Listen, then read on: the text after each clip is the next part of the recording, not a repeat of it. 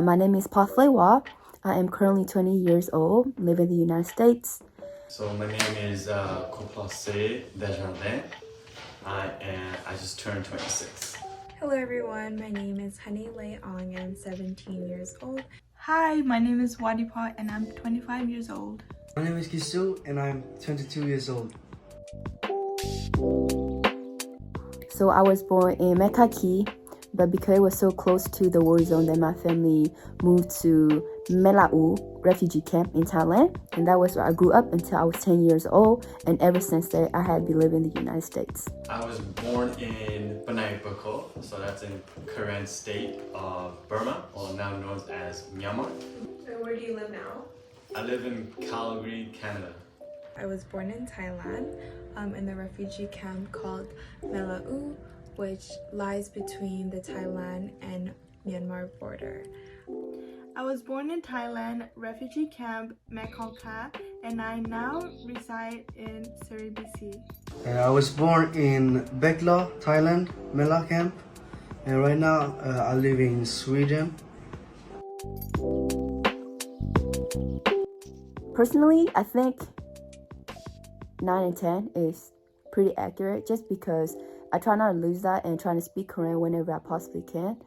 For me, I do that because for me, that's one way I could keep my culture alive. Grew up in America, there's not a lot of Korean representation and not many people really speak Korean, but I didn't want to lose part of my culture, and language is one of the big ways to keep the culture alive, so I try to speak it as much as I can. I'd say maybe I understand pretty well. Speaking wise, I would say about 9, maybe 9 out of 10, because there's sometimes occasionally where it's hard to find the right word to use for specific scenarios, but I speak pretty okay. I would give myself a solid 6 or 7. I'm not the best, but not the worst. I can hold basic conversations, and at times I do surprise myself of how well I am. 10. I try to stay connected through being involved with local nonprofit. Here, at least the state that I'm from, we do have like Korean Society of Nebraska. We have like Korean Student Association. We also have online social group to kind of keep the community together. So I'd be part of that.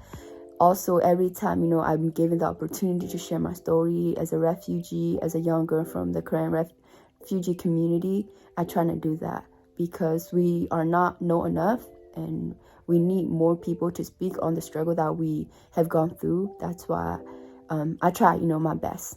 Also, sometimes, at least in my states, we have like Korean traditional New Year's, Korean race tie ceremony, and other things, and then Matura to celebrate. And I try to be part of not just, a member of the community, but also go volunteer and help out, because that's one way I stay close to my root. I think because I grew up in Canada, so it's a little bit more difficult if I'm not involved in like the Korean communities, because I think one of the most important thing is the Korean community of each cities. For example, I grew up in Winnipeg, so there's a Korean community there that kind of like did a lot in the community that helped us stay connected to our culture and many events that happen in us. I think one of the most important way that I've stayed connected to the group is the community that planned out multiple event and festival that is originated from our cultures. I stay connected to my cultural roots by asking my parents and grandparents constant questions and being fascinated with the stories they have to tell me, and just honestly always wanting to know more, and standing firm of who I am as well, not being ashamed of being Korean, and spreading the knowledge of Korean people. I stay connected through our culture, food, wearing traditional clothing, attending cultural events, and speaking in our native tongue. I hang out with people that is Korean and try to eat my mom's food. A lot. And I think it's just not me. Something I noticed recently, at least in my community, is that the longer we live in the United States, the less likely we're going to be able to speak our native language and write it. We also have some students or some young people that were born in the United States and they grew up in a household, maybe they didn't speak a lot of English. So then as a result, some of these students don't even know what is Korean. And on top of that, Kren, as you may know, is also associated with the Korean me on the internet. So in a way, that Karen me often cross paths, but not always in the positive light. So it has definitely affected my community a lot. I think gradually I've lost a lot of knowledge of my culture and practices of in that matter. I think it affected in a unfortunate way, which is losing it, that's what it is. Immigrating to Canada at such a young age has affected my knowledge of traditional practices. It's affected me the most because I've immigrated here at such a young age and I'm so used to my current lifestyle, which is very westernized. So that holds a big impact. I don't necessarily think that immigrating to a different country has an effect on my knowledge of Korean traditions or cultural practices, because the traditions and practices have continued to be passed on through generations and we continue to live by them and not forget where we have come from. I would say I am 8 or 9. I try to practice whenever I go to church. I write in Korean. Whenever my community want to be more inclusive about providing resources in terms of translation skill, I try to do that. So I would say I'm very comfortable writing my native language. So that's definitely one thing I'm embarrassed about, because I don't think I'm capable of writing nor reading. And if I were to read, it will take like maybe 1 word, 1 hour, you know what I mean? So I'd say 1 out of 10. 1 as being bad and 10 out being good, so. I'm not familiar with reading or writing in Korean, so if I would rate myself, I'd give myself a solid 0, but I'd always love to learn one day. On a scale from 1 to 10, my reading and writing in Korean would be a 3. Maybe 2. So I don't have a particular Korean dish, but something about the Korean community is that if we have rice, we can eat it with anything, So that's raised from meats, veggie, anything. But if I really have to pick one, I would say that fish paste. I feel like that's very common for the Korean community, but I love it. And then do I know how to cook it? I do, but is it the best one? Not really. I'm sure there are other people out there that know how to cook it better than me. Korean dish. Ooh, that's tough. Because growing up with my mom, she's always be cooking traditional food for sure. So, I think one of my favorite is gwedeo. But I think I don't know if that's traditional dish or not, because I feel like it's just me though. From my understanding, I feel like it's integrated from like Thai a little bit or whatever. But the OG dish, I'd say that's always, you can't go wrong with that. So. Do you know how to cook it? Do I know how to cook it? The gwedeo, 100% I cannot. I don't know how to cook that. I feel like you just buy the paste and just put it all together, because one thing for sure, as long as you know how to cook rice, you should be fine. So I've never tried, so probably I'll just say no. My favorite dish, traditional dish, would be like this egg stew, which is boiled eggs sauteed in this tomato paste. It's really good and you eat it with rice. I've never made it before, but if I did, I think I would be able to do it because it seems pretty straightforward and easy. My favorite Korean dish is dakgabal, and it is called a rice porridge in English, and I do not know how to cook it. Unokosai? Yeah, I know how to make it.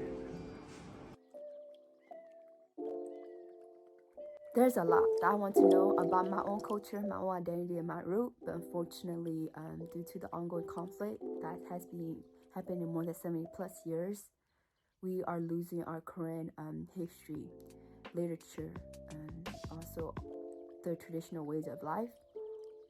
And for me, that has been very hard, but on my free time, I try to do some research just to kind of know, this is where I came from, but a lot of time it's not accurate just because it's not from like the more trustworthy source out there.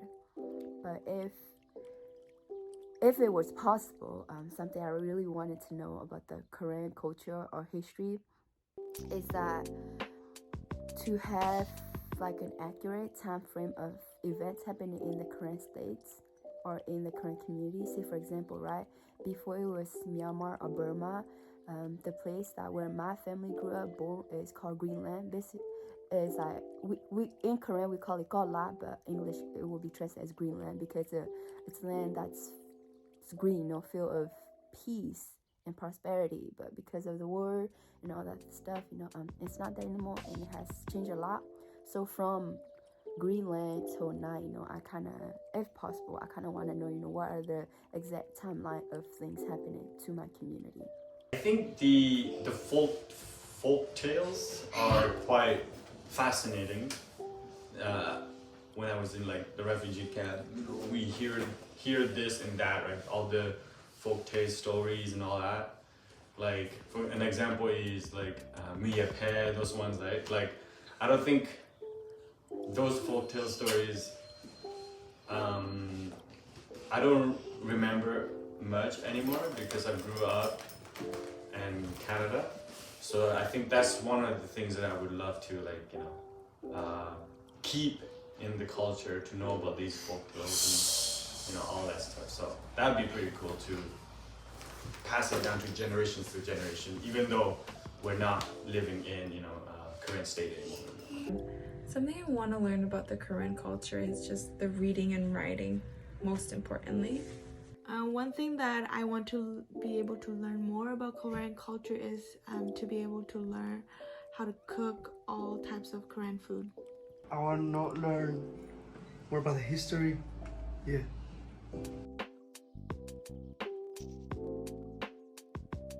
But yes, most definitely, because at least in the United States, we don't have enough Korean representation. Right now, we do have actually a couple of Korean in higher education who are either, teaching at college level or who is a principal for middle school. We also have some nurses so far, but we don't have enough representation. And with the Korean memes, we often get mixed up. So if there was a channel to teach, to let people know about Korean people, who we are, and then our struggle, but also all the positive things happening in our community, I think that would be definitely very grateful, because I would definitely subscribe to that. Oh, absolutely, because I think along the way we don't have the privilege of being taught in Korean. I mean, like, there's programs and whatnot, but it's vivid, right? As living in the first world country, there's not a lot, something that can like support us to a point where we're like, oh, we know the culture, we know it, like any question you ask and I can tell you. But since I grew up in Canada, that's kind of like, it's more like, oh, you want to know the Korean culture? Oh, go meet my mom, she'll tell you all about it. You know what I mean? It's more like that than myself letting you know of all the questions and answering all your questions. So if there's such channel, radio station, podcast, whatnot, that could educate people on our culture, that's absolutely is going to be it will be extremely helpful for sure. Yeah. You know, and I think if there were a channel spreading the culture, practices, and the Karen language would be very beneficial to people who are interested in learning about our identity. And I think it's a great idea, and I'm very supportive of it. Yes, I do believe that it will be beneficial to have a channel about the Karen identity that will help educate people who are interested. Yeah, absolutely. One encouragement I would give is just no matter how far we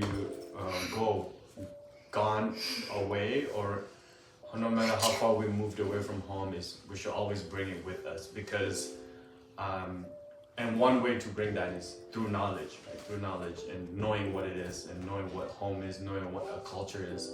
So that's the most important thing, is even though we're not in Karen state or we're not in Gathule, we can always take it with us anywhere we go, and that's simply a right that you should exercise, right?